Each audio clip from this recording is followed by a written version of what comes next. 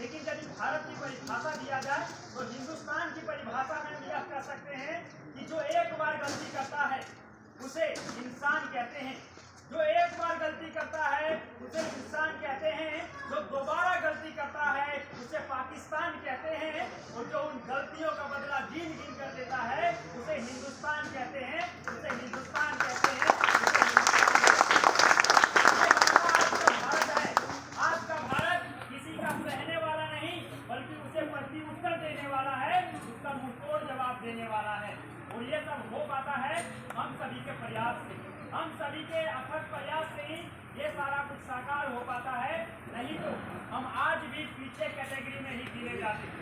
और उसी प्रकार से जब हमारा देश गुलामी के जंजीरों में जकड़ा हुआ था उस समय भी हमारे देश के वीर जवानों ने ये संकल्प लिया और बोला कि नहीं, हम आजाद मुल्क चाहते हैं, हमें ये गुलामी मंजूर नहीं है, हम गुलाम मुल्क में नहीं रहना चाहते हैं। और आजादी के लिए उन्होंने हर संभव प्रयास किए, जितना भी हो सकता था, जो भी हो सकता था, हर संभव प्रयास किए, और तब जाकर के हम सभी आज आजाद मुल्क में चैन से सांस ले पा रहे हैं, चैन से जी पा रहे हैं, चैन से रह पा रहे हैं, और चैन से जो भी चीजें हम करना चाहते हैं वो सभी कुछ आजादी के साथ कर पा रहे हैं, स्वतंत्र रूप से कर पा रहे हैं। इसका सारा श्रेय उन सारे सेनानियों को जाता है, उन सारे परम जो वीर थे, जो सेनानी थे, जो आजादी के लिए कुर्बान हो गए, उन सभी को जाता है। इसीलिए आप देखेंगे तो सभी को पता चलेगा कि उस लड़ाई में एक भगत सिंह थे जिन्होंने ठान लिया था कि भाई हमें यदि इस घर में रहना है तो हम आजादी के साथ रहेंगे, ये गुलामी वाली जिंदगी हमें स्वीकार नहीं है। और वो जब संघर्ष करते हैं, युवाओं को प्रेरित करते हैं, कहते हैं कि चलो भाई, हम सभी के सहयोग से, हम सभी के साहस से, हम सभी के समर्पण से, हम सभी के बलिदान से ही यदि हमारा देश आजाद हो सकता है तो चलो आज हम अपनी जान की बाजी लगाने के लिए भी तैयार हैं। जहां जिसकी जरूरत पड़ेगा तन मन धन सब समर्पित कर देने के लिए हम आगे बढ़ेंगे। और जब भगत सिंह को ले जाया जाता है जेल में, उनको बंद कर दिया जाता है, उनके पीठ पर कोड़े बरसाए जाते हैं, कड़कड़ाती ठंड में बर्फ के सीढ़ियों पर लेटा दिया जाता है, और उनके पीठ पर जब कोड़े बरसते हैं तो भारतीय मुल्क के अंग्रेजी सेना उससे कहते हैं कि भगत सिंह तुम पागल हो गए हो, तुम्हारा बुद्धि भ्रष्ट हो गया है, तुम्हें अक्ल नहीं है, तुम समझदार नहीं हो, अरे ये देश को आजाद करा पाना बच्चों की खेल नहीं है, ये आजाद हो ही नहीं सकता है, तुम छोड़ दो, तुम भी अंग्रेजी सेना के साथ समर्पण कर दो और चले जाओ अपने घर में। जिस तरह से सारे भारतीय जी रहे हैं, रह रहे हैं, तुम भी उसी तरह का जिंदगी जीने लगो, तुम पागल मत बनो। उस समय भगत सिंह कहते हैं अपने जख्मों को दिखाते हुए, क्या मेरे सीने में जो जख्म है ये सब फूलों के गुच्छे हैं, मेरे सीने में जो जख्म है ये सब फूलों के गुच्छे हैं, और दुनिया वालों मुझे पागल ही रहने दो, क्योंकि हम पागल ही अच्छे हैं, हम पागल ही अच्छे हैं, हम पागल कहते हैं। हमें यदि पागल लोग समझ रहे हैं तो समझो, लेकिन हम क्रांति लेकर के आएंगे, हम इंकलाब लेकर के आएंगे, और हम आजादी लेकर के आएंगे, ये हमने ठान रखा है।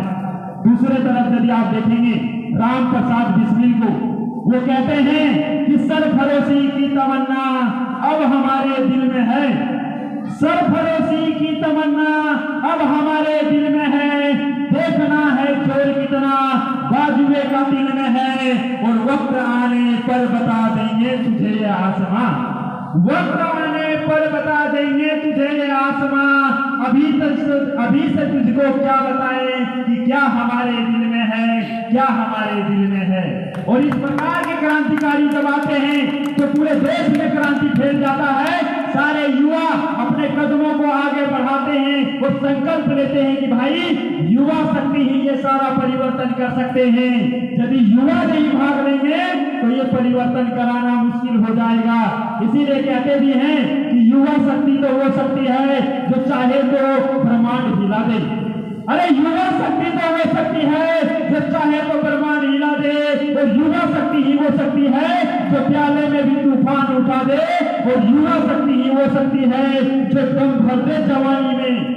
अरे युवा शक्ति ही वो शक्ति है जो दम भर दे जवानी में, और युवा शक्ति ही वो शक्ति है जो आग लगा दे पानी में, जो आग लगा दे पानी में। और उनके साथ सभी नौजवानों ने कदम उठाते हुए आगे बढ़ाते हुए चले गए। जो भी चुनौतियां आया, जो भी समस्याएं आया, जो भी चीजें आया सामने, उसको सामना करते हुए आगे बढ़े। आप सभी जानते भी होंगे चंद्रशेखर आजाद को।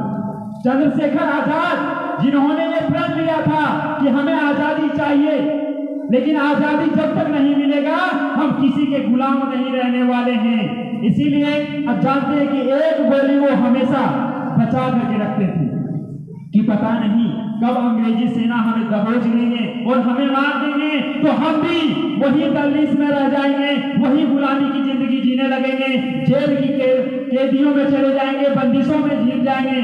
लेकिन उन्होंने कहा, आप सभी जानते हैं कि जब अंग्रेजी सेना ने उसे घेर लिया चारों तरफ से, उसके पास कोई ऑप्शन नहीं था।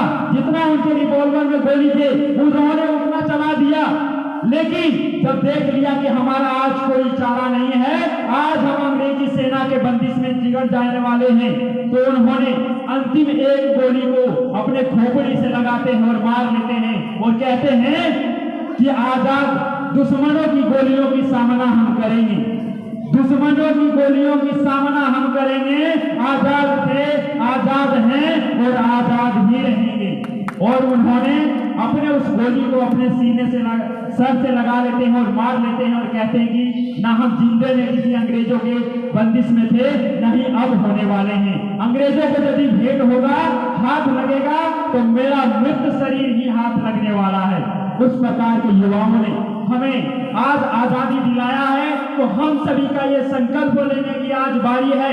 हम सभी भी अपने कंधों पर ये दायित्व लेकर के चलें कि आज हमारे देश की आजादी की जरूरत तो नहीं है, लेकिन आज हमारे समाज में बहुत तरह की कुरीतियां हैं, बहुत तरह की बुराइयां हैं, जिसको दूर करने की पीड़ा हम सभी अपने कंधे पर ले सकते हैं।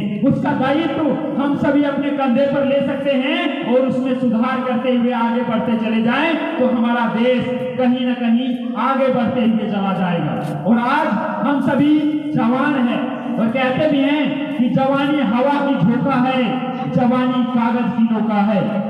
जवानी हवा की झोंका है, जवानी कागज की नौका है। और उठो जागो संभलो जवानों, क्योंकि जवानी ही सुधरने का एक मौका है। तालीम में कमी नहीं होनी चाहिए। इसीलिए आज नहीं तो कभी नहीं कर पाएंगे। आज का ये संकल्प एक छोटा सा प्रयास हम सभी सब कुछ बदल करके रख देंगे। जिस प्रकार से सारे सेनानियों ने पूरे अंग्रेजों के नाक में दम करके रख दिया, वैसे ही हम यदि एक बीड़ा उठाने के लिए तैयार हो जाएं, तो आज के इस प्रांगण और आज जो KN Bakshi college of education के प्रांगण में हम सभी प्रशिक्षण प्राप्त कर रहे हैं, ये कहीं न कहीं साकार होते हुए दिखेगा। तो आज हम अपनी वाणी को यही समाप्त करते हैं। जय हिंद, जय भारत, इंकलाब जिंदाबाद। धन्यवाद आनंद कुमार जी। स्वतंत्रता सेनानियों की गाथा सुनाने